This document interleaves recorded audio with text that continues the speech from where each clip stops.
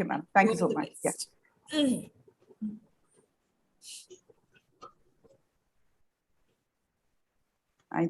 I think, yes, ma'am. I'll get a signal. My husband also, Sapna Agrawal, he's helping me with this.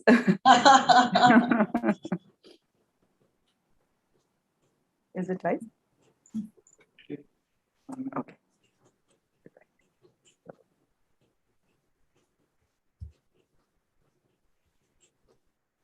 I've clicked on the live and I think, yeah. Yes, ma'am. Ma'am, we are beginning formally. Yeah, all the best. Thank you, ma'am. All the best to you. Vatsala. Good evening, ma'am. Good evening, Vinita, ma'am. Good evening, Vatsala, ma'am. It's a pleasure to be here together on the platform of I Big Wonder. And as we were just discussing casually, it's an honor for me and a privilege for me to have Vinita, ma'am, over here. She's agreed and consented. And Vatsala, ma'am, over here. And today we are going to talk about the pedagogical planning with the NEP 2020 and all those things in mind. To begin formally, kindly allow me, I'll just share my screen for a while. And all of us are co-hosts, so we can share at any point of time. So I've prepared something so that we can begin formally. Okay. So this is what the topic of the day is. And by now, most of the people, they know that everyone has a right to say what, of course, I Big Wonder. And as we begin, this is something.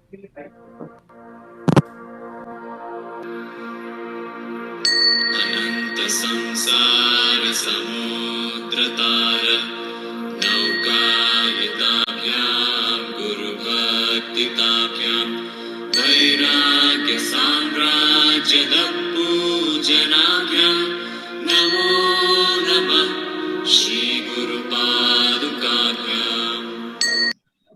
So this is Namo Nama Shri Guru Padukabhyam from my side to both Vinita ma'am and Vatsala ma'am. Kindly accept this.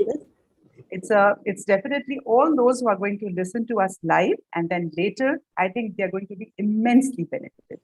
I would like to introduce formally Mrs. Vinita Kher. She is former Director, DPA Society and Director, DPA Society's HRD Center. Apart from this, I think people know her as an illustrious educationist, and she has changed thousands of lives by helping them, by changing their thought process, by implementing the newest possible ideas in their the way they work. So it is indeed a privilege, Vinita ma'am, to have you here once again. Thank you. Thank you. I would formally like to introduce Mrs. Vatsala Singh. She is principal, DPS Chhatarpur MP, and she has a royal heart. I remember her seeing, I mean, everybody knows her with the kind of the dress and attire, and she carries herself. She has, I think, impacted thousands of hearts of students, teachers, anybody, and both of us, even when I say both of us, Vatsala ma'am, please allow me to say that. It's a privilege to be called daughters with Professor Handu on the IACS platform. So, you know, that is one platform we share commonly together. And so with this, a little introduction about myself also. I think those who know me, they know me. And those who don't know me, kindly go on I Big Wonder, do subscribe, and we'll get to know more about each other. So with this, we begin the session today. And Vatsala ma'am, you were asking me, but we went on live and, you know, we couldn't set the flow. So I think let's begin with Vinita ma'am. And Vinita ma'am begins. Thereafter, Vatsala ma'am takes over. In between, I'll be putting up some questions, and then we talk about the pedagogical planning altogether. Is it fine, Vinita ma'am? Yeah, thank you. Just give me a second to share. Yes. Meanwhile, I would just like to, Vinita ma'am is preparing to share to all of us, you know, with NEP 2020 coming in, you know, there, everything was existing all before. Nothing was there which wasn't existing. No. But why National Policy of Education 2020? Why do we talk so much about it? What is one thing which has really touched each one of us? So today, let's listen in the beginning from Vinita Kher ma'am. I think ma'am is ready with the presentation. Yeah, thank you, Sapna. Yes. And warm welcome to both of you as colleagues. We're all going to learn together. And today is a very, very special day that we've all come together. First of all, it's Shastri Ji and Gandhi Ji's birthday, the birth centenary. And for us to be talking about learning is a very special moment for all of us. On the screen, I hope it's visible to all of you. Yes, ma'am. It is. Is a picture of a tree. Yes, ma'am. And I would wish that all of you look at this picture and just keep it in your mind. Just visualize this picture in your mind. Keep to yourself what you've been thinking about when you look at this tree. Just 10 seconds.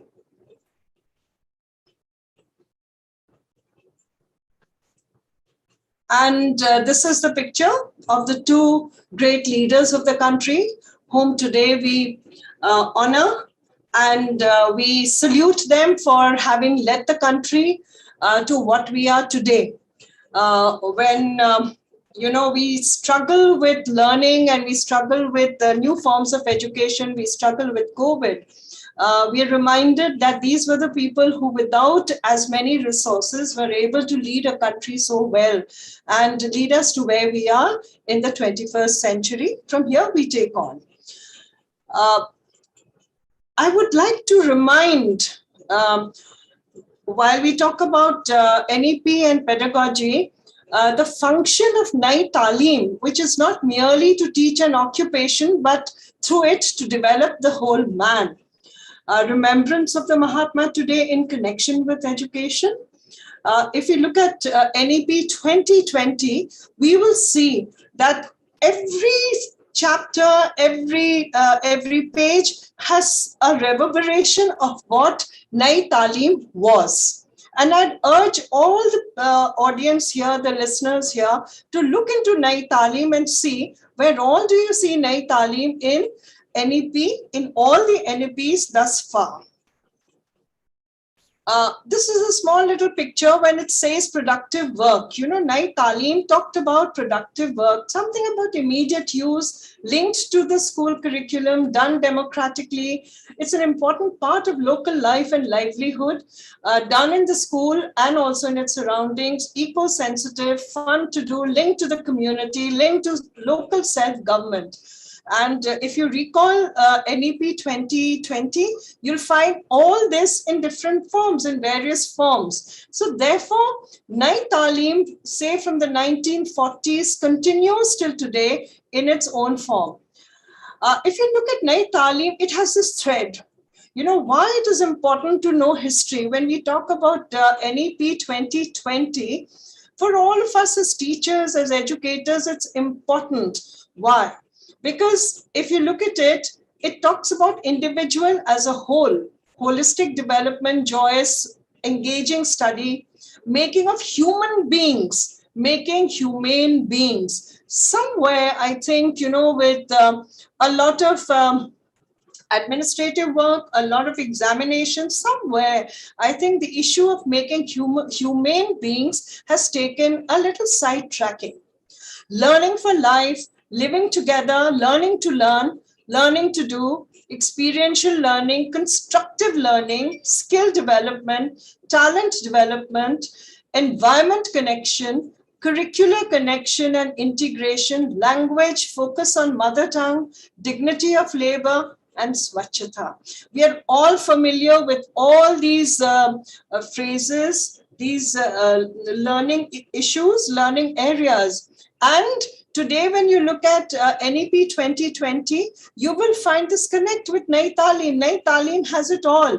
And so does NEP 2020. And before that, right from 1948, 49, the University Education Commission, 1952, 53, then to 68 on the right, when you look at this little format here, you will find that all this that we spoke about on the left side is a part of what is the National Education Policy 2020, leading us into the third, right now it's 2021, and into the third decade of the next century. Now, if you look at this, when we look at this, let me go back to this. When we look at NEP 2020, it's important for us because this is a policy. This is very senior people talking about what 21st century is all about and what all night talim and all the different kinds of learning and pedagogy is all about. But before that, we have to, as teachers and educators, understand who our children are.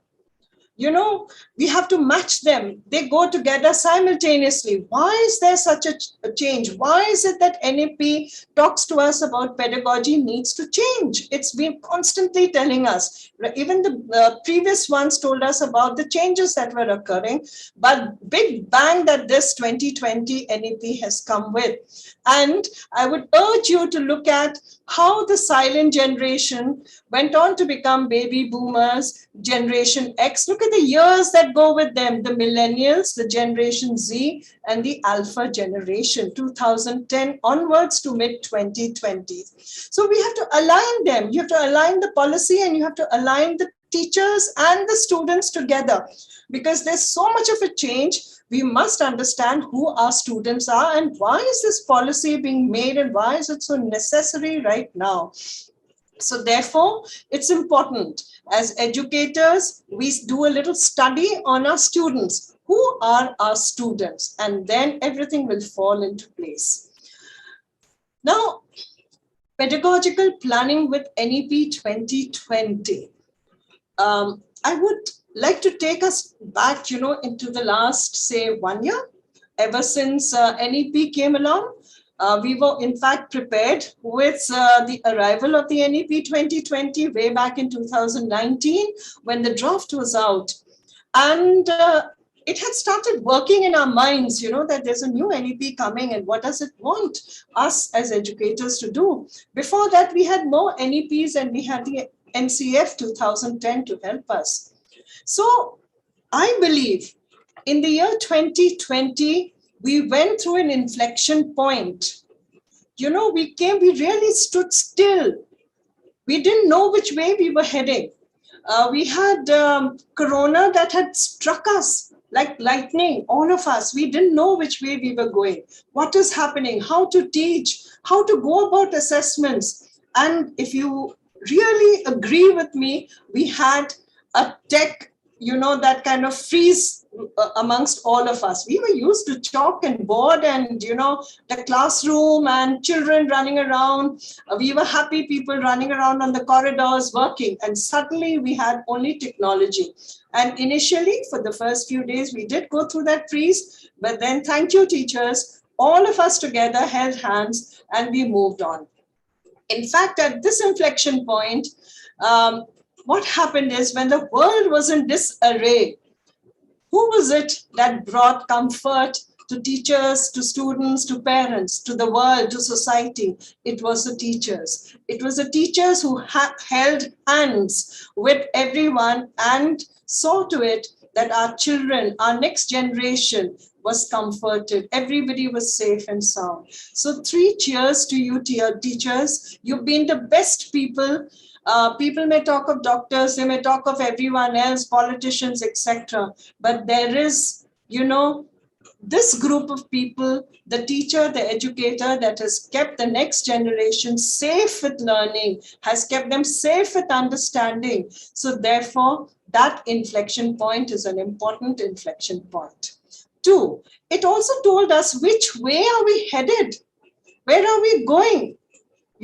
Corona came in. And then just as we were kind of settling down with Corona, came in NEP 2020. What could we do with NEP 2020 in our homes, in front of the computer? Children were far away. What happens? So what do the next 5 years, 10 years, or 25 years from now mean to us? Our students are in school from 3 years to 17 years of age. And they were behind the computer. We didn't know where they were. So which way were we headed? So it really gave us that point, when we could actually sit back and think.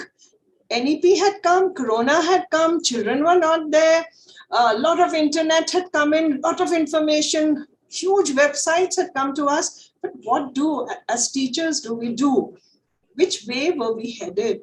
And I would say that right now we are still at that inflection point because we're still thinking about which way are we heading towards. And we have to stop ourselves and figure out, are we in the right direction? It's a good milestone. In fact, today is a good milestone to understand which way are we heading. Now, COVID-19 and NEP 2020 gives us a new vision for preparation of the 21st century, approach to school education. In a little harsh, I would think somewhere a little harshness, it kind of shakes us up. It predicts, it foretells, it highlights the challenges of the 21st century life and the workplace. It directs educators to rise and align to changing climate. And it tells school educators the change is now. Right now, the change has to happen. So the change which has to happen should have started right now. I just very recently had a conversation with someone yesterday, and this gentleman tells me that there are many schools on sale. I wonder why. Few days ago, again, somebody was talking about several schools that were really not rising to the occasion. And why did that happen? So I agree that NEP is a direction to the future, but it's also kind of hammer hitting us. Get on, teachers, get on, school heads, get on, schools. Prepare your children for the 21st century and yourselves too. If we were not to understand what NEP tells us, we would be left behind. If we did not adapt to technology, by now we would have been left behind. Remember the schools I told you about? I think somewhere I kind of understand that it's because they did not pick up technology. It also talks to us about how digital spaces will dominate. Surely they will dominate. There will be more global connect. Flights have stopped. People are not traveling, but there'll be a lot of global connect. 21st century markets employment will alter. It will shift in 21st century life and living. When we looked about that little graph that we had about students, the Alpha and the Z generation, see how there's a shift in their lives and shift in their work life. That we have to understand, because what we do today in school is going to take them through the next 17 years, thereafter right through the century. While most of us as adults are not there, those young children will be crossing into the 22nd century. So we are preparing them basically not just for 21st, but also for this 22nd century. So then what does this NEP 2020 tell us? Digital spaces will dominate, more global connect, 21st century markets, employment, life, everything will change. And then it says, gear up. Connect education to industry, to employment, to entrepreneurship, to life and living.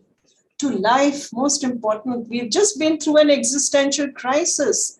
Nobody thought of life in a school. The only thing we did at school was check eyesight, check hearing, check heights and weights. We never looked at nutrition. We never looked at life. So therefore, everything in the school will change. While I speak to you, I urge all of you to think of the tree that we saw in the first slide. Now, what is education's promise to its students? See, NEP has come in, and NEP has asked us, in fact, so many meetings and conferences are going on about NEP 2020. But then, as educators, have we looked at what is education's promise to its students and society? It promises us, the NEP promises to us, all the policies promise to us that we promise to give our students and society the best of learning. And what is this best of learning? What kind of experiences do we want for our students to enable their being high quality individuals? Not individuals going only into engineering college or medicine, but high quality individuals. What are students' hopes and aspirations from education? Have we ever asked our children, what is your desire? What do you want to do? So what are students' hopes? So here we look at education's promise. You know, the management, the school head has to think about the education's promise. Are we true to our students when they come to school? What kind of experiences do we want for our students, for teachers, and students' hopes and aspirations, our students? So it's a three-way understanding of what's happening inside the school. Now, building a school culture, you know, think of that tree, okay? And while we're going through this, I'd like you to just, let's look at what we are talking about. This whole shift in the school pedagogical atmosphere, the approach, you know, a systems approach to the school. Why I say this is the school has to undergo at this inflection point plans to change what it has been, from what it has been to what it is for the next part of the 21st century. There has to be a shift in school climate. You know, when we talk about doing constructivism, we talk about experiential learning, we talk about all kinds of pedagogy. But then, what about the school as a whole? So, shift in school climate. Has the school climate changed, or is it only in the classroom? Has the ambience of a learning institution been brought alive? Has that been brought alive, or are you just asking teachers, you know, we are a learning institution, continue to do what you have? You know, you'll have to help teachers to bring in this ambience of a learning institution. And then shift in school vision and mission statements. You know, our school statements were made 30 years ago, 20 years ago. So what is the latest vision? What is the latest mission statement that we must have? Does it align to the 21st century needs? I think you have to turn back and look at this. Once the mission statements and the school vision changes, it aligns itself, you know, and then I think lots will fall into place. Align all stakeholders to 21st century changes and needs, parents and learning. Shape an outlook for 21st century needs. We have to shape it. You know, if you tell your teachers, NEP has come, let's do NEP. It's not going to be easy. As a school, we have to shape this outlook first amongst our stakeholders, who could be management, who could be parents, who could be society, neighbors. And once you shape this, automatically everything in the school gets shaped. Your teachers shape, your lesson plan shape, your teaching shapes, your pedagogy shapes. Focus on quality learning experiences. You know, learning experience has to change from what we were doing, chalk and board. That, of course, has to be used. No two ways. That chalk and board is a great friend. But then we have to expand ourselves and we have to transcend the mundane to the higher, from the usual teaching to something that is higher. And what is that higher? Every time we have to ask the question, have I taken one step ahead in my teaching? Have I done another 2 steps in my teaching? What have I included to transcend this mundane to the higher? And then create the research and study-based content, not just rely on textbooks. Our textbooks are the best. NCERT does produce very good books. But then, you know, we narrow them down. We bring them only to textbook and chalk and board learning. Could some kind of research and study-based content be also added to our children's learning experience?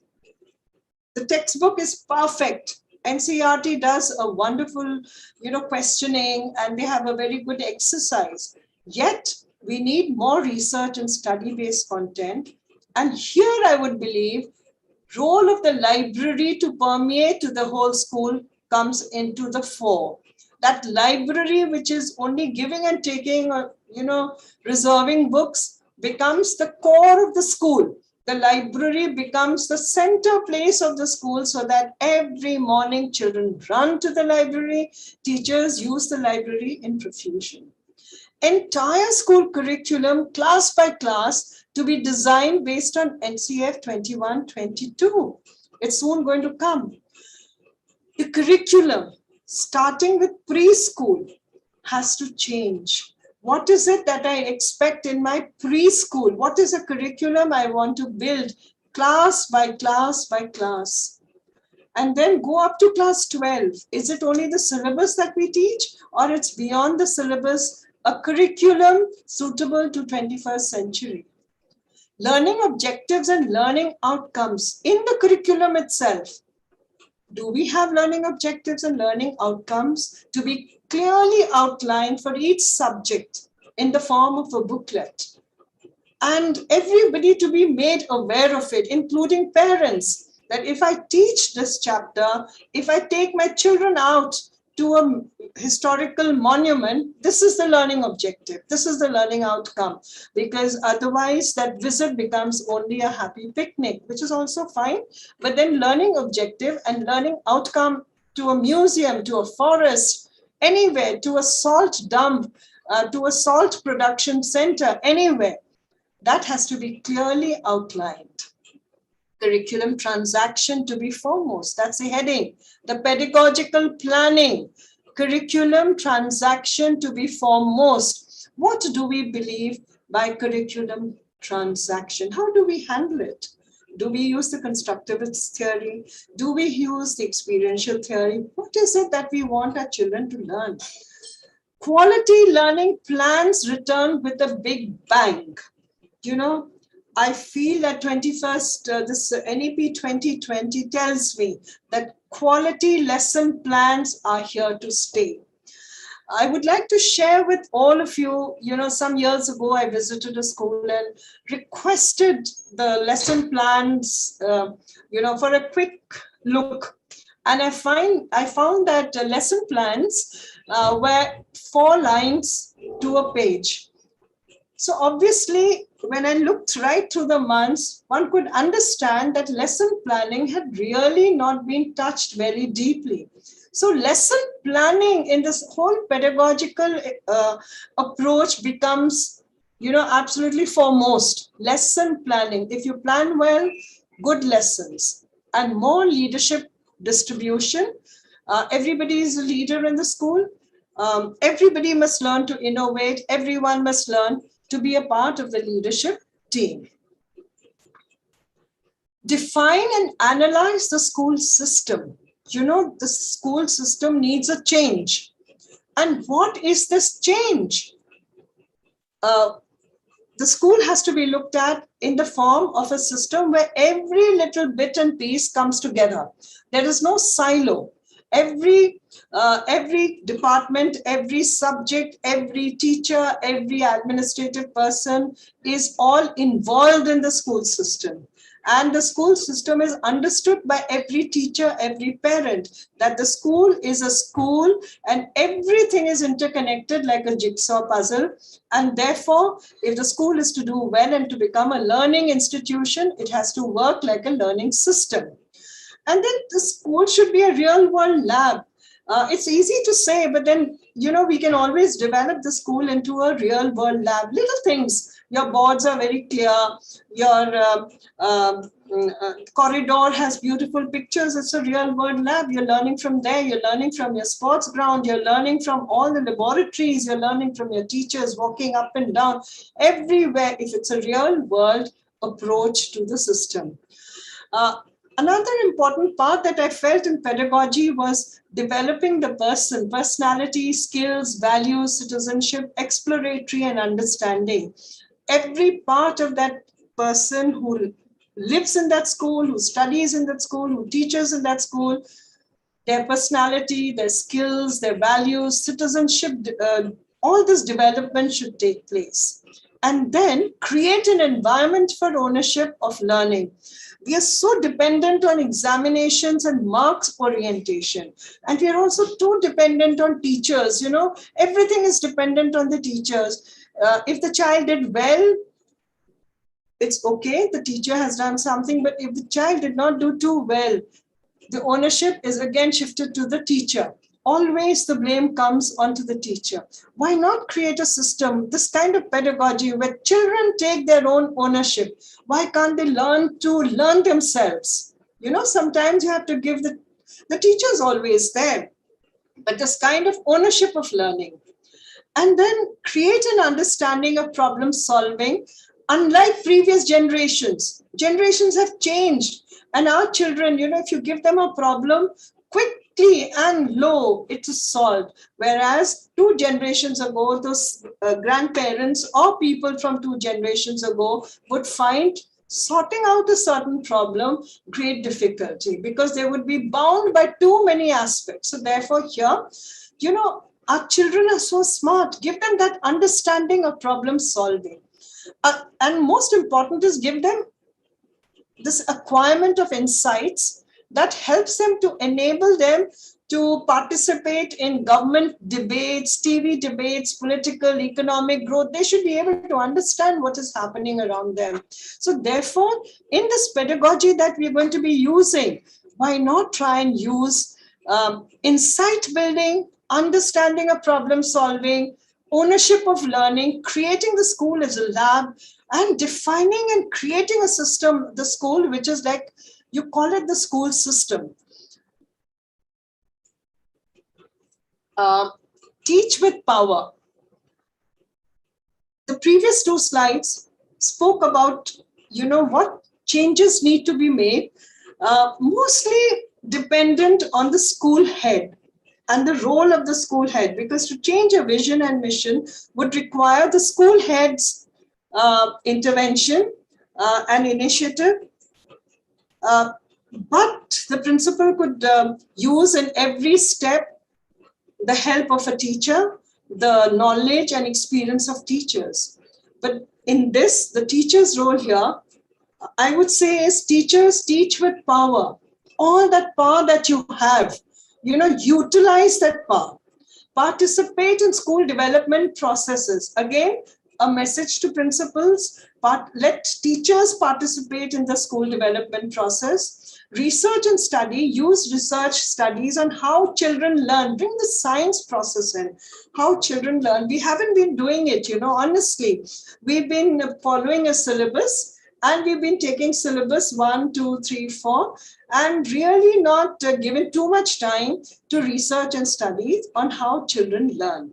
Use unconventional methods of teaching. What are those unconventional methods? So many methods. Take the children out. Why not? Take them to the museum. Take them to for mountaineering. Take them to the riverside.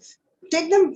Mountain climbing is the best way to teach them all kinds of skills. So try unconventional methods of teaching. Take them out of the classroom. Take them onto the fields. Collaborate, communicate, experiment, change. And the classroom is your field, dear teachers, and the children are your future. So therefore, certain things the principal will have to initiate with the help of teachers, and teachers will teach with power. Once they teach, they have this freedom to teach with power. You will find that your classroom changes. Now, why I spoke all this was, again, we're talking of NEP planning. It's fine to say that NEP has come and we have to change, but where do we change? Unless we change the whole school structure. Everything. Remember, even the structure has changed. 5 plus 3 plus 3 plus 4. That structure has changed. So when that structure changes, everything inside must change. And therefore, that change has to come quickly. And it's time. That inflection time still continues, and we can use this time for that little change that we have. And then let's get back to this tree. We're creating an environment for change. The vision, mission changing. How are you going to change the school? Everybody has to change. Parents have to change. And then you can enter the classroom and feel comfortable because everybody knows what you're teaching. Suddenly, if you're going to be talking about constructive method and how you're going to teach, it's going to come as a big, huge landslide on all of us. What is it? What is this constructivism? What is this? Experiential learning. So therefore, before we create our lesson plans and before we create our classroom learning, let's look at what this tree has to offer us to learn. What you see on the top? I wish I could ask you, what did you think when you saw the tree? Yeah, ma'am, there's a regular chat which is coming. So in case you ask a question, we'll get answers in the chat from the YouTube, and I'll pass it on to you. Okay, thank you. Yes, yes, So ma'am. I would like to end that, we are preparing, when we prepare the school, when we prepare the environment, the climate of the school, when we prepare each and every individual to be prepared for the 21st century, seek out a direction for our school, we create these roots. Look at the roots, you're deep. And when you have these deep roots, this tree will take place, it'll take form, it'll take its shape very easily. So therefore, what I did today was talking about the roots, that you change the complete system in the school. Take time, it'll take a month, 2 months, 6 months, but change that and you will find your school flower. Thank you so much. That was what I did, and I hope it was of use to all of you. I think, ma'am, this tree was such a powerful tree. In fact, my eyes couldn't get away from the roots. I mean, it was so marvelously showcased, the roots. And when you were speaking, but it all started, and all of us, those who are watching us live on YouTube, ma'am, we had so many. You're very close to me, because this is my first YouTube live on iBig Wonder, and I can see, ma'am, we have more than 83 participants right now watching us live, and we are 83 participants as of now. Wonderful. Huh? Yes, ma'am. And the kind of comments which are coming, like I would not be able to take everybody's name, but yes, I would try to take as many. So Dr. Rajesh Sharma was there, Vijaya Lakshmi Menon, ma'am, she says, wow. And that, she's learned so much from what you are sharing. Then we have Jayanti Rajgopalan, ma'am. We have Rushika Dharia. She has mentioned a lot. And, people mention about the tree which you have shared, and you talk about also for the 22nd century. And that is what has touched a lot of participants over here. And Samita Mishra, ma'am, Dr. Rajesh Sharma says that, surely the classroom needs to shape up for 21st century, and the NEP is going to help us out. And we are regularly getting a lot of good evening for you, ma'am. And people are like, wow, to see you over here. And Jayanti, ma'am, also adds on to that, yes, field trips are going to visualize and help us out. So there are a lot of things which our participants, and, all of us, those who are there on the YouTube live, I will never be able to forget any single name over here, because you're making it possible for me to do it a YouTube live. And of course, Vinita ma'am and Vatsala ma'am. Vinita ma'am, a couple of learning takeaways for me before we come to Vatsala ma'am. Right. And a couple of that is like, ma'am, what you have said is the purpose of education is to develop good human beings. And these human beings should have little rational thoughts. They should also have a lot of courage, scientific temperament, a little bit of compassion, a lot of creativity, with a lot of values inside them. And yes, they should be productive and contributing citizens. And that is what is also envisaged by our constitution. And that is what very, very clearly you mentioned in your presentation. So I am sure when I get to see the NEP document, we've all read the NEP document, the initial NEP document. So I think, of course, there'll be a question and answer session. But what I understand is that an institution which is able to give good education is also ensures that the student feels very safe and feels stimulated and gets excited with the learning experiences, is able to experience a lot of things in the student life and then be able to apply in the real life. And once again, when you mentioned about Nai Talim and you mentioned about NEP, so today, even after this session, even I'm going to go and refer back to it and try to understand the things. And undoubtedly, ma'am, technology is so very important. Yeah. This last almost 1.5 to 2 years, in fact, I sometimes say that, the nation has saved a lot of money. Had pandemic not been there, it would have taken us years to train everybody to get into this technological advancement and the kind of things. So with this, Vinita ma'am, thank you so much for a while. Ma'am, would you be staying here for a couple of question answer sessions? I will. I will. Thank you, ma'am. Thank you, ma'am. Ma'am, in case you can stop sharing, and then I'll request Vatsala ma'am. I've stopped sharing, Sapna. Ma'am, please see your screen. No. Okay, ma'am. I think I've stopped sharing. Okay. Ma'am, we do see your screen. Okay, okay, Ma'am, just a yeah, second, yeah, just a second. no issues, ma'am. You can take your time. Yeah. So yeah, thank you. Right. So I could see that, I'm so excited now. Vatsala ma'am, she's day in, day out dealing with the children. And during the pandemic also, like I was probably the first one to see that what she posts next on the Facebook about the school. Right. And because, there's so many fantastic updates which she's regularly doing. All the viewers, today we have a fantastic balance. Vinita ma'am, who took care of more than 200 schools and helped thousands of educators. And Vatsala ma'am, who is day in, day out helping the educators, parents, and the students. All to you now. It's Vatsala ma'am, it's all yours. We are waiting to listen to you. Thank you. With Vinita ma'am's permission, I would like to just take it forward from where ma'am left. Vinita ma'am has been instrumental in grooming us also. So we've been blessed in that way, that today we are sharing the same platform as a resource person.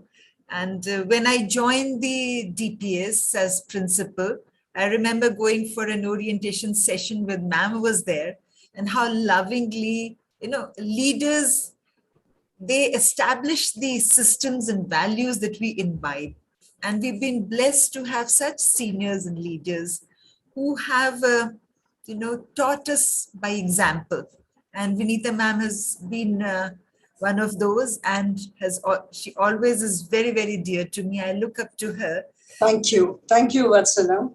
Ma'am, we're blessed to have you. Thank you. Yes. So, ma'am has spoken about lots of changes that are happening. We are all aware of that. And the last 1.5 years has been a change of tremendous dynamic changes, which no one had thought. And at times, we feel that it was a blessing, all those things that came, and an opportunity. And God forgive, with all the unfortunate incidents that all families had to face, keeping that aside and with all due regards for that, the entire past 1.5 years has been an opportunity for us to move out at a pace that we never imagined, and the beautiful aspect of human beings is that we stand up to the occasion. And like ma'am said, I feel that not enough credit and enough gratitude has been expressed towards the school or education, the people involved in education, where the teachers, students, and parents, all of us together, because we stood up to that occasion without losing any time. Every school, every teacher, I don't think we lost any time that we need to prepare. We just, got into action with whatever we had. Within that first week with WhatsApp only, continuity has to go on. Nothing should stop. That was the mindset everywhere in the world. I think that was the mindset. And that kept us all going. Okay, whatever we have, then we'll build on our resources, our competencies later on. But we have to give some kind of connection and normalcy to our children. That was there in every teacher's, every educator's mind, and all of us did. And any teacher of any age group, whether 20, 25, 50, 55, all of them learned at the same pace without saying no. So we have established that system. And when the NEP came, like ma'am said, all these things we were doing, most of the things we were doing. But what NEP has done is, it has taken everyone to a next level and made everything more streamlined, more organized, more time-bound, made everything smart, so that people were doing it at their own level with their own,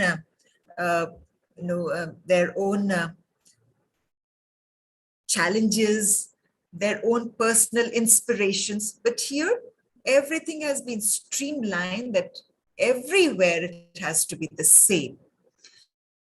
And the way the government is going about it, I really appreciate, because earlier we've seen in the past that things and policies were just implemented. formed and implemented without preparation. And all of us who are in the school system now know for the last 1.5 years, what intense preparation is going on. Teachers are being prepared for implementing this new system. Principals are being prepared. Teachers are going, every school, I believe, has nominated 5 teachers for that innovation ambassadors. They're being trained. And these trainings are really rigorous. And teachers are enjoying that because they feel that they are gaining something. It's not just a formality that they have to go through. They're gaining competencies, they're preparing themselves for the future ahead, and they're growing themselves in professional competencies also. Principals also. Recently, I also took part in that pedagogical leadership and pedagogical planning session arranged by the CBSE, where they had given the pedagogical handbook. And I believe if some of our school leaders and teachers don't have it, I can share my PDF with Sapna and she can share it with everyone. It is really the handbook, the most complete, well-planned design handbook. If we go through it, we don't need to ask anyone what to do and how to do about it. So ma'am has spoken a lot about the background and what NEP expects and what NEP states. I would like to just focus on, as a school leader, we are into that pedagogical planning. So, and I know every school leader has hundreds of questions which they want to ask and clarify. So I would just focus on that, give you some pointers on it. And first of all, before beginning to explain, and I'm not going to share any PPT for that, because I want to speak to you all in that language where, from my own experience and how I have simplified it for myself. I want to simplify it for you, everyone. And anytime, because we are all, ma'am said, we are all learners in process. We are learning, we are trying to understand everything. And by sharing, by collaborating, more clarity will come. So whatever clarity I have achieved and whatever I am implementing is what I would like to share with everyone. Don't get intimidated by this word of pedagogical planning, what to do, how it is going to be done.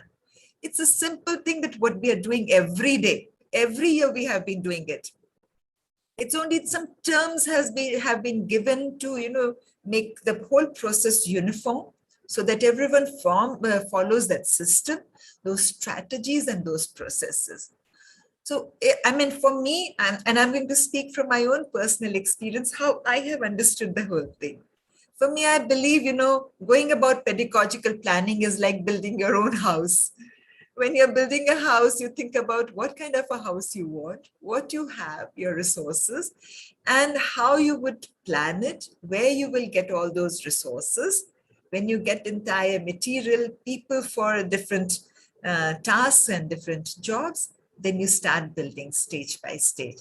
So when we talk about pedagogical planning, we have to first understand the core principles of NEP. What does NEP talk about? Talks about lots of things. The core principles, underlying principles for the pedagogical planning is, it talks about trust and autonomy.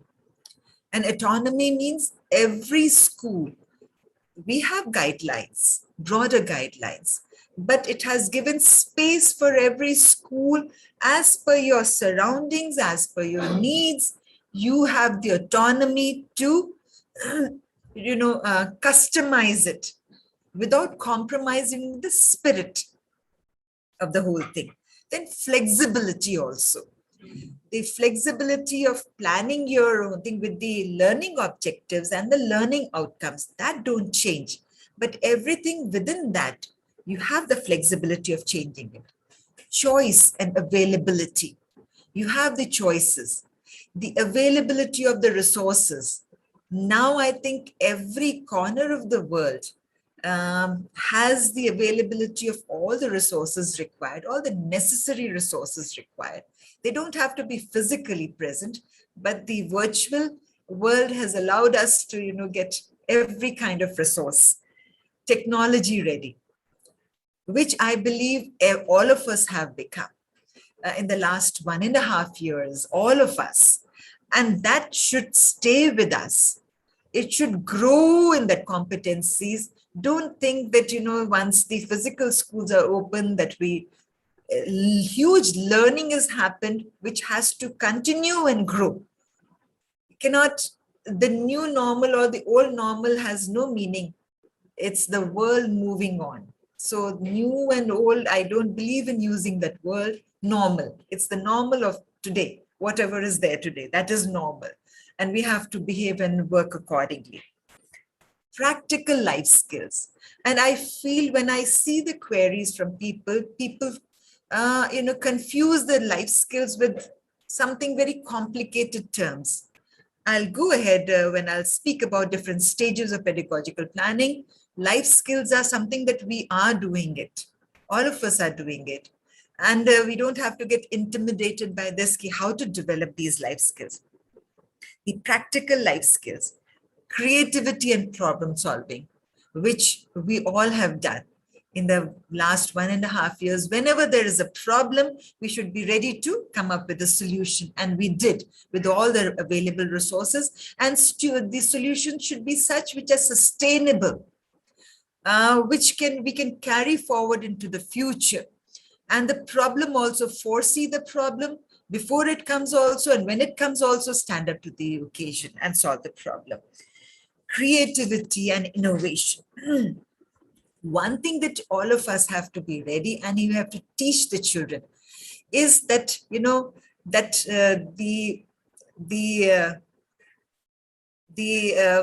mindset of, work and learn and work, and then retire has gone. Ma'am is working till now, engaged Vinita ma'am. All of us, we are all learning every single day. And there is a joy in learning. So the children also, we have to tell them that you have to keep on learning. Learning does not mean just mug up the books. Be ready to accept. Be ready to learn and grow. That is going to be there for life. All of us are lifelong learners. With this mindset, we have to go ahead. And that we are student for life. I have so many plans that I want to do now also. Next 6 months, this, 1 year, this. And I have always been very passionate about learning, but I believe that culture, when they say pedagogical planning has to go from top to bottom, that culture. And I have personally been able to establish that in our school. And I feel that this is what my legacy should be. I believe I would like that be my legacy anywhere with my family or my teachers, that love for learning, wherever you can get it from. And in this 1.5 years, whatever resources were available, the teachers in the school, every teacher has done at least 30-40 sessions from Tata School of Social Sciences.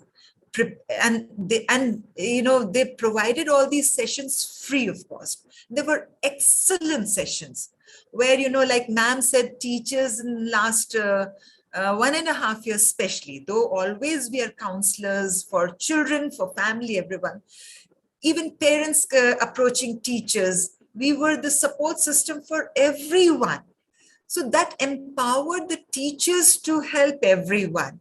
They feel confident and ready for every kind of situation. And we know when the children are going to come back to school, there are going to be huge discipline, learning, social, emotional challenges with the children, the adjustment problem. Teachers are all prepared for it. And along with that, what ma'am said, we forget to look after ourselves. That Indian culture that we have, that we look after everyone. And especially amongst women, then we forget to look after ourselves. So I especially requested, along with other school leaders from the TIS and Simha, to organize sessions for teachers also, how they can look after themselves, heal themselves, energize themselves. So they did that too. That was a wonderful, wonderful thing. So teachers are prepared for it. And when we talk about the pedagogical planning, teachers' competency building is one of the most important part of it. How they have gone systematically about it is that they have divided the pedagogical planning into layers, descriptors, and actionables. These words only streamline the processes and functions. So when we talk about pedagogical planning, we have to see that the layers are the overarching concepts. The descriptors are the functions within the layers. And then actionable are the processes, how we carry out those functions. So the first layer, and every action begins with a question. Now, I would request all school leaders to just think systematically about it. We are beginning to plan the pedagogical plan. So there is this first layer. What do you want to do? Like ma'am said, we have to think that what do we want to do? Where are we? Where do we want to go? We have to, as leaders, and leaders, when I'm saying leaders, it's not just the principal. It's the NEP talks about distributed leadership. Everyone in the school is a leader. Everyone has been assigned different roles. And according to those roles, maybe the leadership responsibilities differ, or their proportions differ, but everyone is a leader. You are a leader. If principal is a leader of the entire staff, then it is divided into different coordinators, HODs. Teachers are also the leaders of their students and their colleagues. And you are leaders. I mean, I believe not leaders, leadership as a skill, as a value. So we'll talk about that. And then when we talk about setting the direction of the school for school improvement and school learning, we begin the pedagogical plan with that. And the pedagogical plan takes time. We need to give it that time. Ideally, the handbook says 3 months. And I believe 3 months is the minimum time. It'll take more than that. So we have to begin preparation. So where do we begin the preparation from is, what do we have and what do we want? Where do we want to take the school improvement and school learning? Vinita ma'am said, like, we have to change completely. The changes already happened, whether we acknowledge it or not. We can't overlook it. So we have to see which direction is it going in. And school improvement does not mean that there is some kind of deficiency, only then has to be a school improvement. Improvement is a process. It's a lifelong process from this stage to the other. When we have to move, what are the things that we have to do? So pedagogical plan talks about that. So how do we do that? Where do we begin? We begin by, like ma'am said, creating a vision. The vision of the school. The vision of the school is not something that is set in stone, that once decided and all. Now, learning from there and scaffolding it to where we are today and where we want to be. So the vision of the school has to be created. And how do we create that vision? It's not just one person or a few people. The teachers, the students, the parents, every stakeholder. And we have to understand the need of the society where we are. We have that flexibility where the school is situated. What are the needs of the society? Taking feedback from them and then make a vision. So first is that, forming a vision. That's the most basic and most important part of it. Then we have to share this vision. The vision cannot be of one person because all of us have been involved. So it has to be a shared vision that everyone believes in. Everyone contributes to it. And this shared vision should be SMART. Specific, measurable, achievable, realistic, and time-bound. And as school leaders, we are supposed to have our own personal vision as well, where we want to take the team. So have that vision and align it with the vision of the NEP and the stakeholders around you, and the organization where we are working. And ma'am spoke about that, earlier, Vinita ma'am. All these things have to be aligned.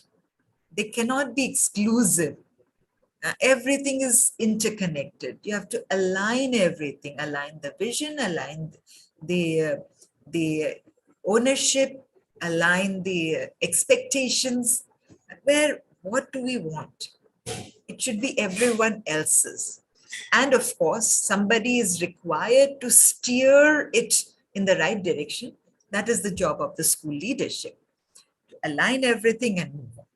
When we talk about the planning, then after that first layer, when we have done this, we move on to the second layer.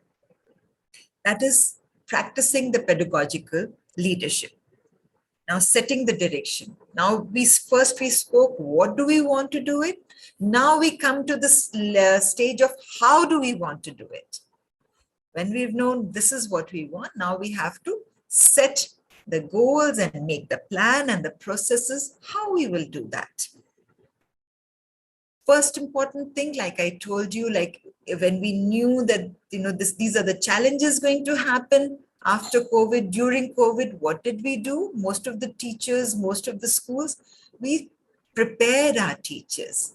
We prepared their pedagogical and professional development, that whatever resources were available. And a very good thing about the last 1.5 years is that many good organizations, they made these webinars available free of cost because they knew that the schools are facing challenges.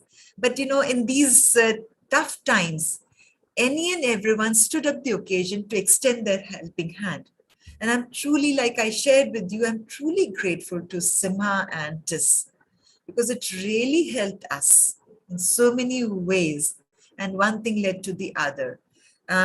The DPS Society also provided, we are part of the DPS Society, they also provided lovely, very engaging webinars for all the teachers. So this entire process prepared every one of us to face these challenges, to go through them, how to plan the processes for the future. Vinita ma'am spoke about the culture of the school. Now, the culture of the school means the feel of the school. When you go into a place and you get a feeling what this place is all about. And that feeling is unique to every school. Every school has its unique culture.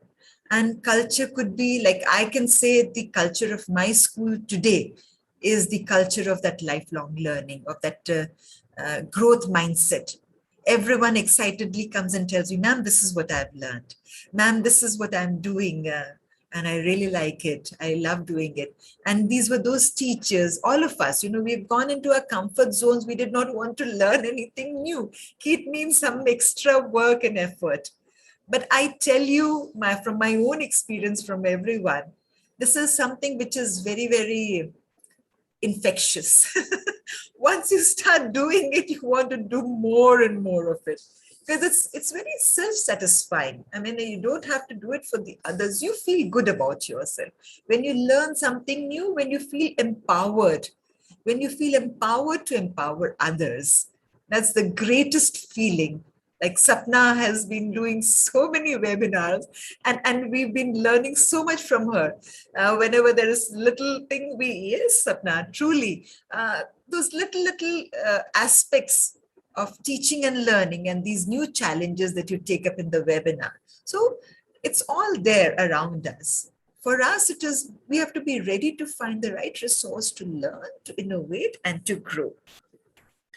So who does that? The school leadership.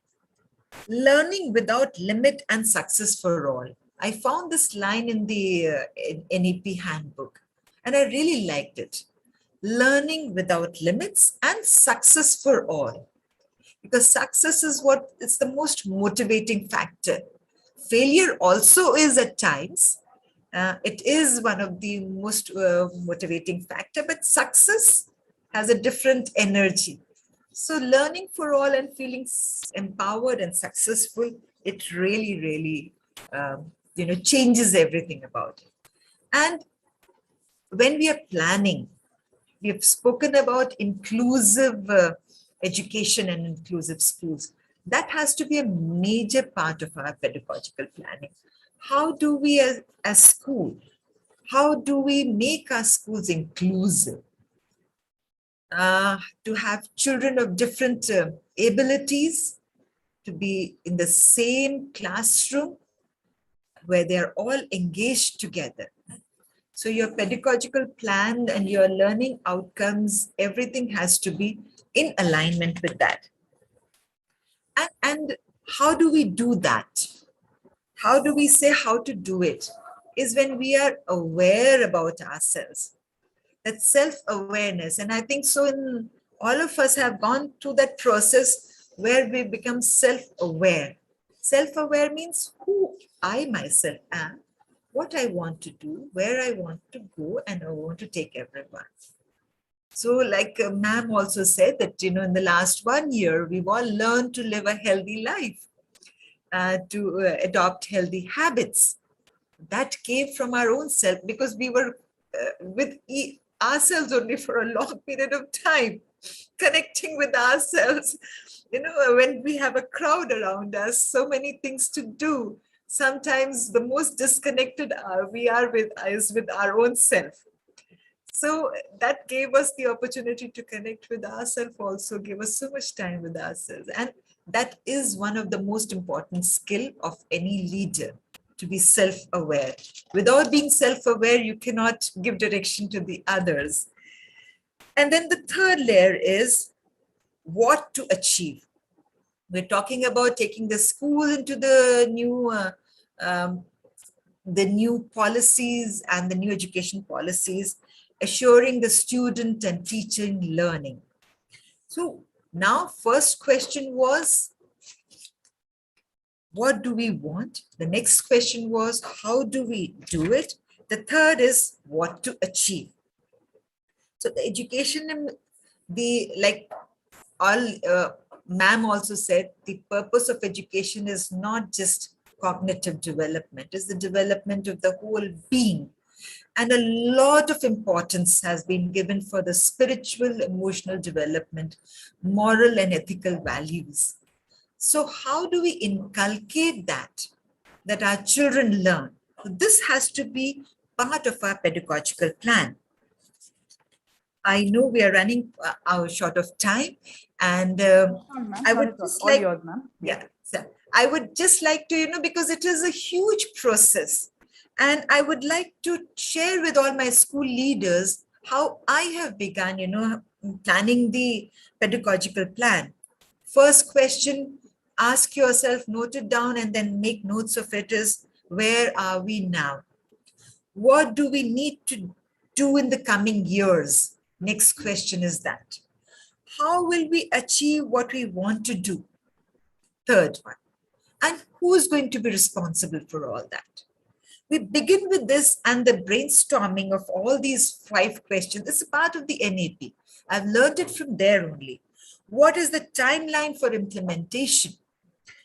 What will the impact look like? When we frame these questions and include people, take their feedback about all these things, our pedagogical plan starts taking shape.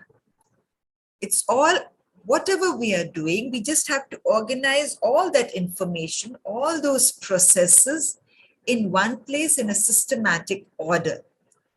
And once you make that, your job becomes very easy.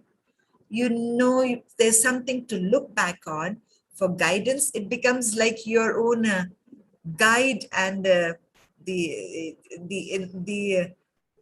directory for your work throughout the year, for yours and everyone else's, that this is what we need to do. And like ma'am also said, I also believe in sharing it with all the stakeholders. The children, when a teacher goes into the class, the children should know what the teacher is teaching, what she's expecting out of us for us to learn. How does she want us to be involved in that, rather than just go into the class and be? I believe in that, and I mean, we also practice that. Tell the children, this is the lesson, this is what we are going to do today, this is what you are going to do, and at the end of the lesson, we all should, this should be our takeaway, we should learn so and so things. So that makes it easier, engages them, and it's a shared ownership. With that, I would like to pause, and I would like to, there are lots of questions that Yes, ma'am. you shared with us. And there's so many things that when we'll address those questions, and I think everyone will be able to understand. And it will take time for all of us to understand the pedagogical plan. And we have to take one step at a time. Thank you so much for listening so patiently. Thank you, ma'am. Vatsala ma'am. I think, my God, I mean, so much of learning. Vinita ma'am, and then Vatsala ma'am, and I'm sure, ma'am, the kind of chats which I was getting in the chat box, it's for all of us to see even later. But I think people have started asking for the handbook, so I've promised them that all those who are there on the Google Forms, I'll share it by mail. I will, Sapna, I'll share it because it's something that everyone should have, and it is. Yes, ma'am. And then I'll also place it in my description box for everybody to take it a little later. Sapna, I was just looking at the internet. I think this handbook is available. Okay, ma'am. On the internet. Just put the title CBSE and it comes. Okay, ma'am. I'll place it in the description box, the link for everybody. Yeah, I think so. Yeah, just check on it. Maybe I'm wrong, but just check. Ma'am, you cannot be wrong. It is there, of course. So I'll share it both ways. Maybe the older one, if it's not the new one. Right, but there is some reference to that, pedagogical leadership. Correct, so I'll do it both the ways for everybody, both the PDF format on the mail, those who are there on the Google Forms, and for the rest of them, I'll place the link.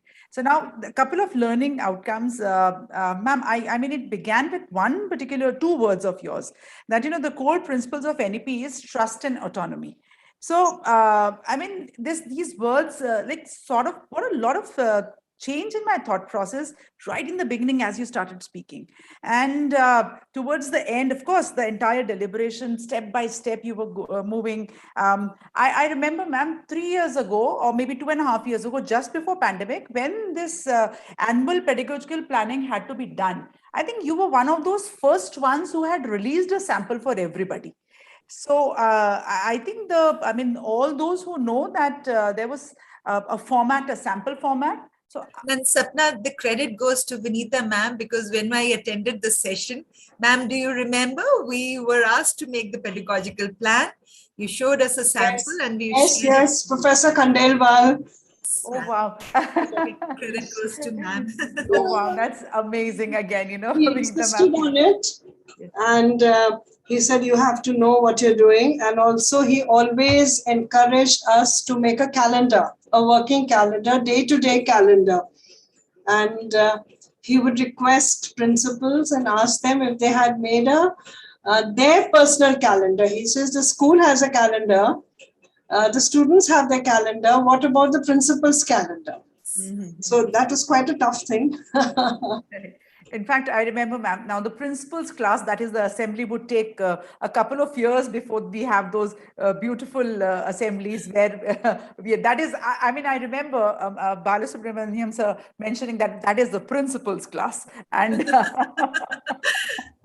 so, I mean, the stalwarts, when they say it, of course, Vinita ma'am today here with us is a stalwart, and undoubtedly, I mean, things. So I didn't know that the annual pedagogical planning, that sample, Vatsala ma'am was also, Vinita ma'am was part of it. Wow. So that was like at least 2.5, 3 years back when it was released, one of the samples, one of the first samples for everybody to. In fact, even I saw it.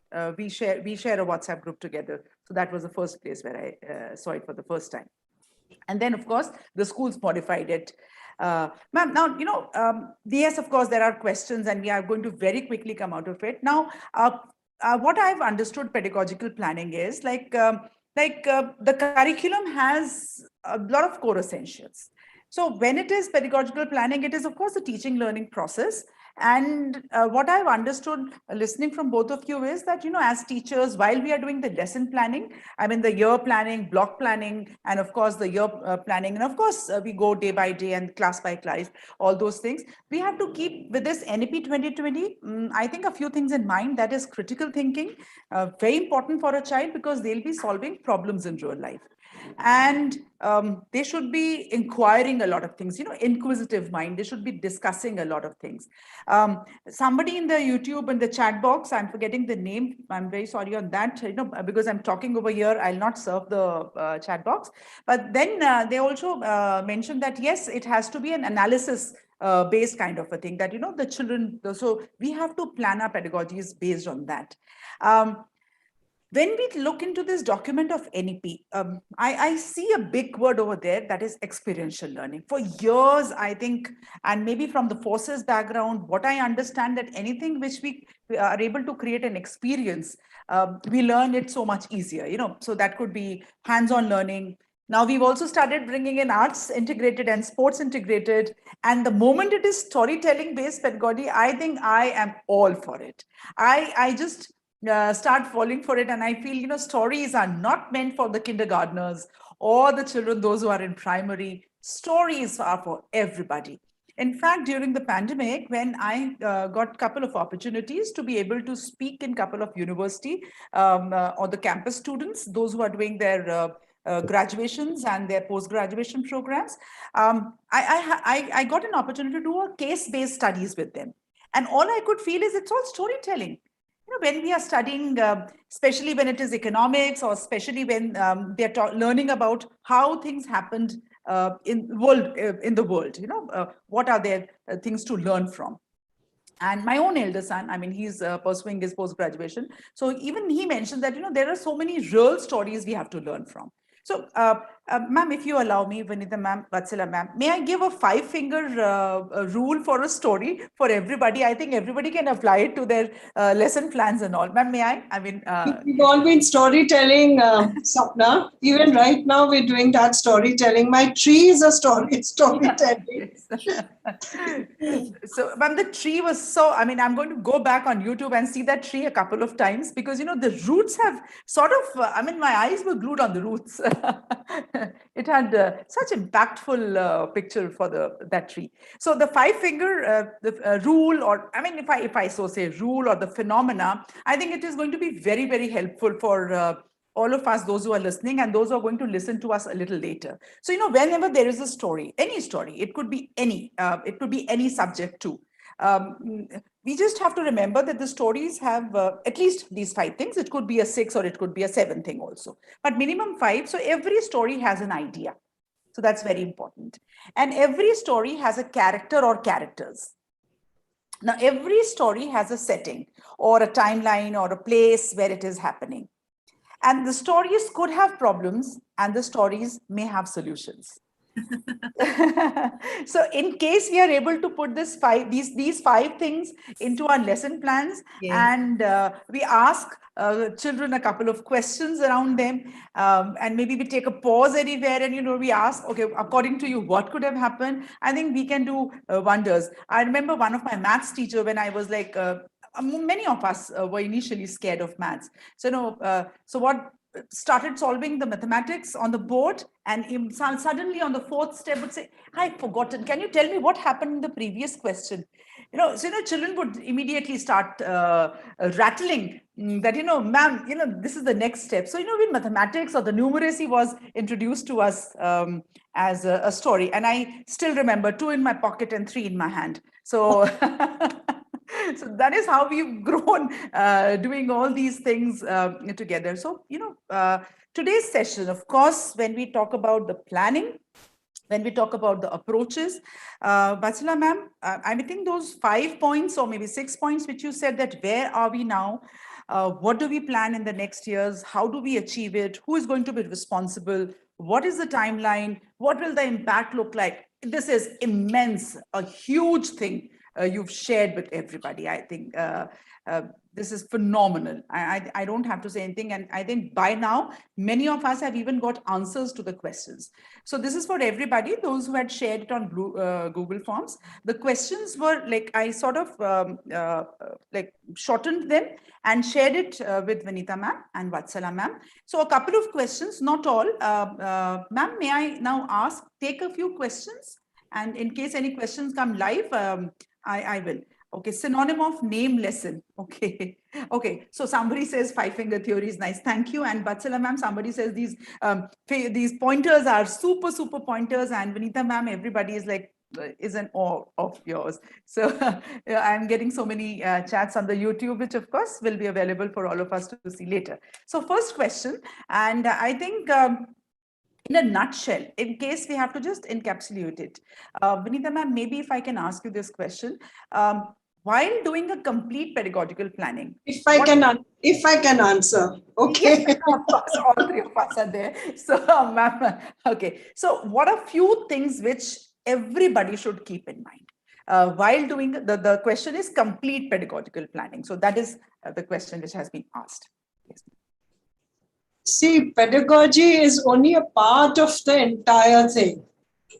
You know, you have first of all, it's the school curriculum that is important. You know, the complete school curriculum. What is my child going to learn in the school? So you have a broad-based curriculum, right from your syllabus to what you want the child to learn in sports, in arts, as a human being, as a humane being. Everything comes in that curriculum. Good manners, punctuality, discipline, values, morals, empathy, everything that you want will come in that curriculum. And each of that curriculum will be different. It will be different from, first of all, you'll have your vision and mission that this is what I want for my school. My school, all children should be well disciplined. They should be aware. They should have great insight into what is happening. They should be futuristic. They should understand what the 21st century is all about. They should know about their grandparents. They should know about their parents, etc. Everything comes into it. And then the curriculum is for every class. Each class, because it will be an age-appropriate curriculum for every class. So you have a curriculum from preschool till class 12, that this is what my child is going to do, inclusive of the syllabus. The syllabus will include subject, exams, this, that, everything. So pedagogy is only a small part of it. You know, teaching, that pedagogy is how do I teach? What is my teaching? How am I going to teach my students? So therefore, again, it's going to be different. It's going to be age appropriate. What you do for the preschooler will not be something for class 1, 2, 3. So at every stage, for every subject, for every topic, you have a pedagogy. You know, certain things cannot be taught in one pedagogy. You might have to add on 2 or 3 together.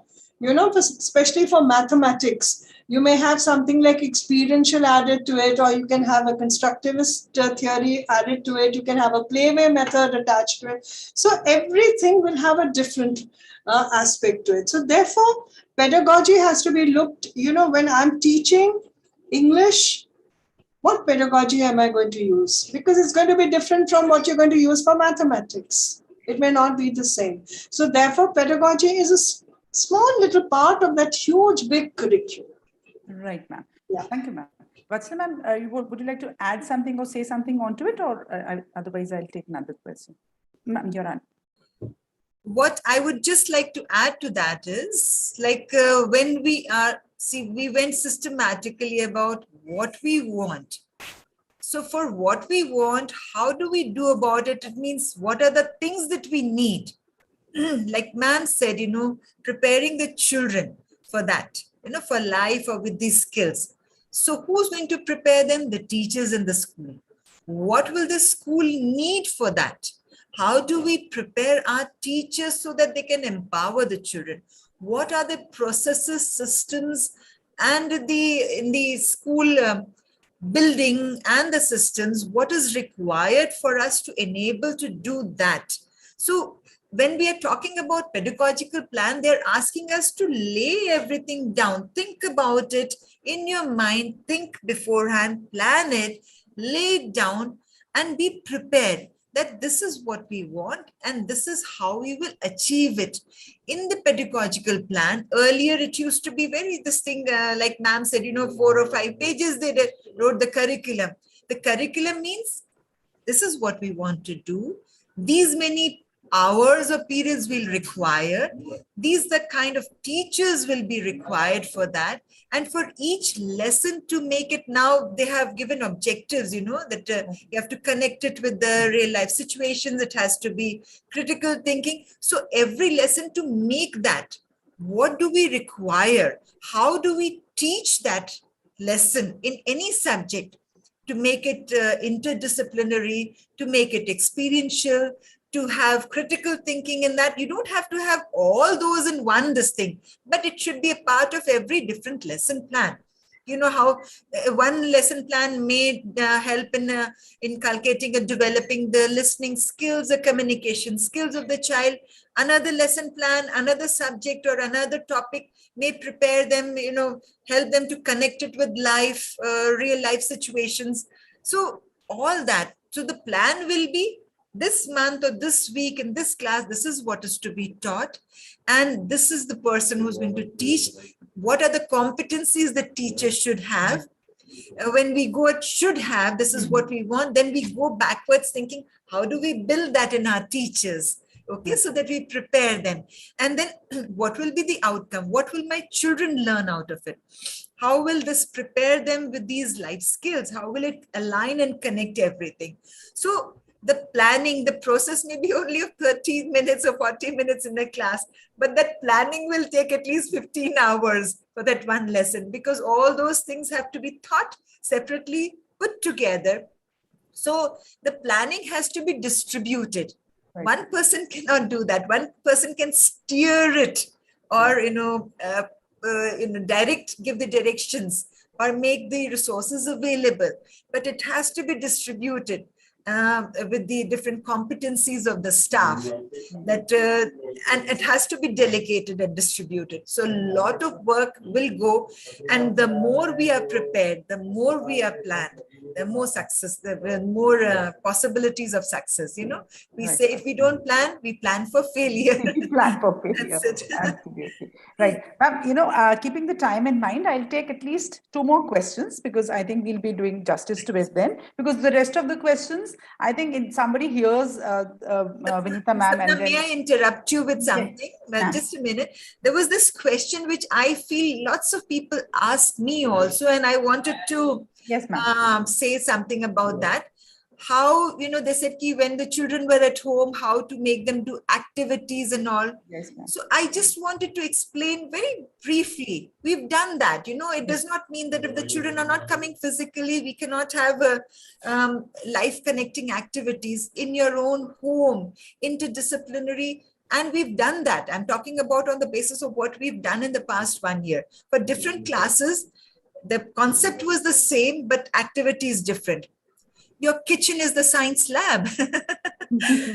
We did dad labs, from the kitchen. We gave them some ideas and asked them to do different things, very simple experiments. So connecting the learning to real life situations. Your home is entire maths, dimensions, the size and shape of different things. The kitchen, the pressure cooker, the weight, how many grams the food you're eating, what are the components of your food. And then for languages, we ask the children, and fortunately here in Chhatarpur, there are lots of joint families. So we ask the children to take interviews of their grandparents or the others, and we gave them questions. Where did they come from originally? Why did they shift to this place? And what was the language spoken? What was life like? Economics, how much money did they earn, and how much the things cost at that time? And what were the traditions and customs that they used to follow? How it changed? They were lovely questions. Yeah. And there were lovely answers, talking to their grandparents. So So many things we did for interdisciplinary activities, experiential learning. So within the confines on your home also we can do. It is like when we start thinking, connected ideas come. Right, When we right, just think absolutely. how to do it, then it becomes a little huge. When one idea leads to the other ideas, it grew into a lovely, lovely experience. Thank you. Great. I mean, that's really nice, ma'am. I mean, okay. Now, the one question I think, again, a lot of people have been asking, I think, how to introduce vocational education. Another question which everybody asks is about multilingualism. So, we'll step one by one, we'll take these two questions. Of course, there are many more questions, but at least these two questions will help many participants to understand. So, what is your take on how to introduce vocational education in the planning? With NEP. So like both of you would be saying one by one. So maybe. See, mother tongue, I mean, we're looking in terms of mother tongue. We have private schools. Most of us, those who work in private schools, you have children coming from backgrounds that speak both English and Hindi. So there it is really not a difficulty, okay? But in case a child comes, for instance, if a child from Maharashtra or say Northeast or Southern India has come into a school in North India, there's no harm if you find somebody who can teach in the mother tongue, a neighbor or a teacher who's from South India and can convert the same content into the language. Because see, when the child is learning, mother tongue is the one that facilitates quick cognition, easy learning. And therefore, if mother tongue can be used anywhere, it is most welcome. Where multilingualism is concerned, again, the NEP has left it to the school. The NEP has left it to the school and said, you see how much you can do. English is there, Hindi is there, the third language is there. If you'd like to add on another language, it could be Sanskrit, it could be Hindi, it could be any other language. So therefore, there is an open platform. You have to experiment school by school what is possible for you. Right. There are places you may not be able to find teachers, so you'll have to import teachers from somewhere. So therefore, you have to really go cautiously over it. I would suggest that there should not be any kind of very ambitious plans, very ambitious, because you can't have teachers. You'll have to find your teachers, also how comfortable your students are in that language. So, but there is no harm in using Hindi to teach, the regional language, to teach a particular concept. It should be welcome. It should not be insisted on that because it's an English medium school, that all communication should be in English. Right. You can teach a certain concept, you can teach certain ideas in a language which is the child is comfortable in. Sometimes it happens, yeah. एक चीज हिंदी में बता दे, फटाक से बच्चा समझ जाता है. But if you keep explaining the same thing in English, it could take months. So why not, let the cognitive process, work successfully. Right. So Sorry, ma'am. Sorry to interrupt you. Carry on. Right. So, before Vatsala ma'am adds on to it, I would like to say that, it's all about language of communication. It's not about the medium. So we should not get biased that, the medium is going to get changed. The medium remains whatever it is. If your school is an English medium, continues to be an English medium. If your school is of any other medium, it's only the language of communication which the child understands easily. Yeah. Right, ma'am. But what happens is, Sapna, sometimes we become really hardcore. We need to read through what the few passages on multilingualism are. I believe that school heads and teachers should be free when language is concerned. For instance, let me give you an example. Okay, we had somebody whom a group of teachers who had come in, and they were all Sanskrit teachers. There were some 80 of them. And I thought it was a wealth, 80 teachers speaking Sanskrit at the same time. I think I was the only one who wasn't a Sanskrit speaker. And while that conversation was going on, this young man came forward and said कि ma'am हमें तो नमस्ते बोलना मना है क्योंकि हमारा English medium school है, so we have to say good morning. तो इसमें क्या है, क्या चीज सही है? So I would think, we should be clear. It's okay, even if you're an English medium school saying a namaste or namaskaram, it really doesn't matter, And it's a language, again, like you said, it's communication. So therefore, it's a wealth. I felt the richness in that big room, with 80 people speaking, conversing, connecting in Sanskrit. Where do you find 80 people to talk? Yeah, so it really doesn't matter if one little good morning is said in Sanskrit rather than in English. Yeah. So I think we should have that little freedom, Right. Vatsala ma'am, what's your say on multilingualism? Ma'am, kindly unmute yourself. Yeah. Ma'am has said quite a bit. I would just like to add that, this part of it has been misunderstood by most of the school leaders. They feel that it has become mandatory. No, it's just one of the options that the government has given, the flexibility that we have. So as per our requirement and the school's demands, I think so we should be. And when ma'am says about it, I remember our teachers going for that early years training. So many teachers, they have that same concern because those tiny tots, when they come, they are not in metropolitan cities. The children may be able to understand English. And this is one issue that all the English medium schools face, that this spoken English in kindergarten is somehow made mandatory or forced upon, which the DPS society, and when ma'am was there, she used to take care of it. No, speak in the language that the children are comfortable in. There's no harm in speaking to them in Hindi. Could I add just a little bit? I have a copy of the NEP 2019 draft before me. And it says in 4.10, it could have changed in the new one, but it says here, the 3-language formula will continue to be implemented while keeping in mind the constitutional provisions and aspirations of the people, regions, in order to promote multilingualism as well as promote national unity. However, there will be a great flexibility in the 3-language formula in keeping with the principle of flexibility in this policy. No language will be imposed on any state. Right, ma'am, right. So this is clearly, yeah, pretty clear. Yeah. Sometimes, we don't actually get to understand it, and we hear it hearsay, and we just sort of take it to heart, I will say.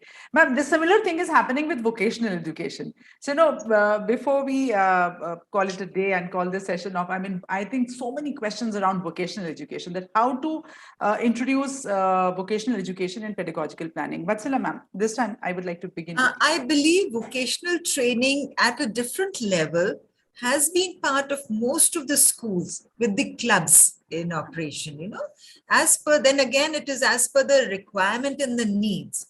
The school, when they're planning, this is also part of that research, what do my people need?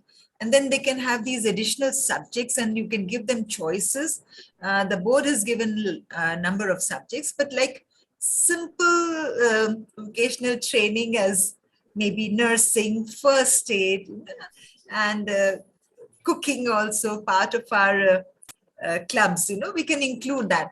When they talk about vocational training is, I think so most important part is, ma'am also brought a dignity of labor. Yes.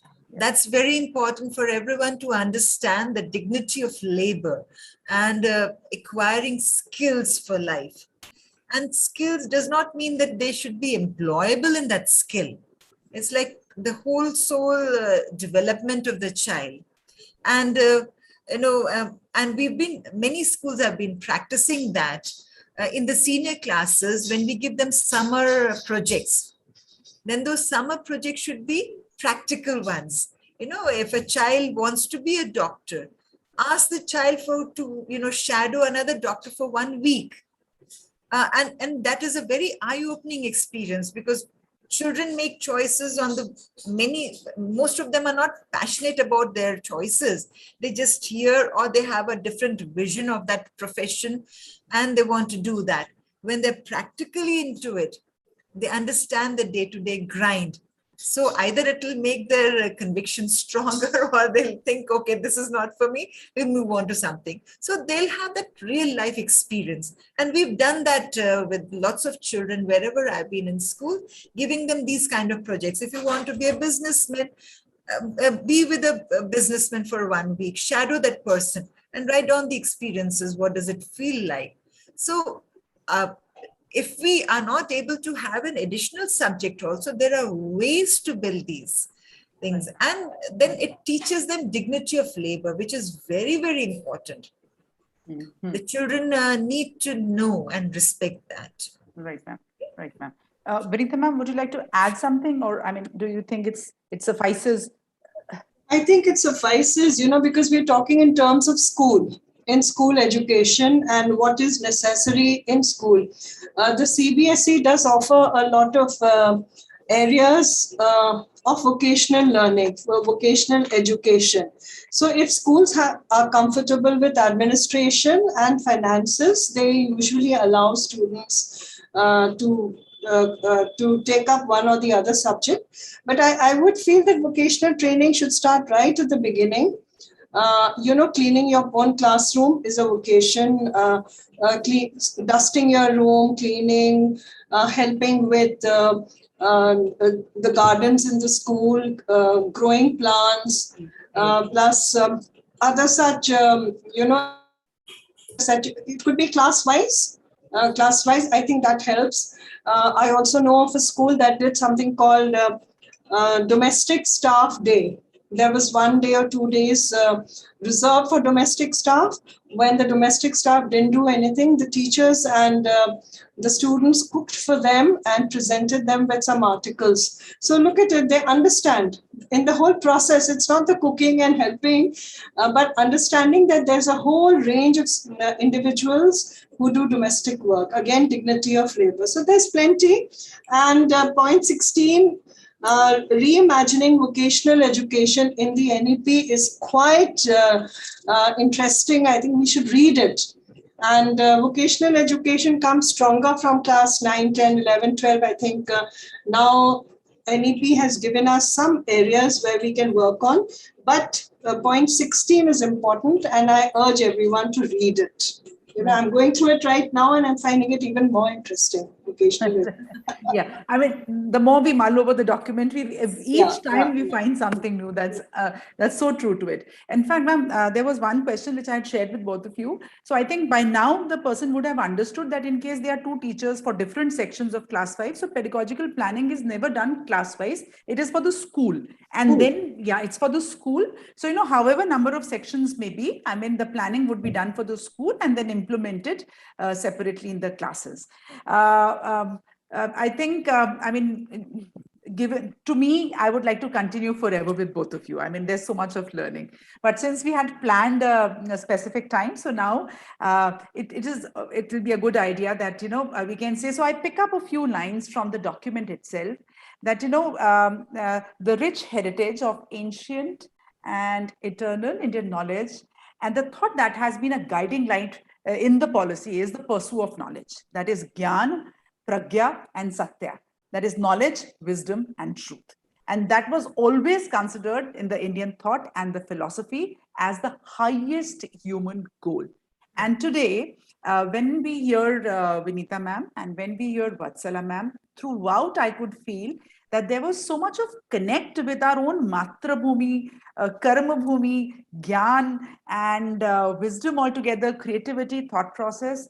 I think today's session, the kind of messages which I get on, I'm sure everybody is going back so rich. Thank you would be so small to say, dear Vinita ma'am and Vatsala ma'am. So on my channel, I always say that everybody has a right to say, I big wonder. So I feel I big wonder today.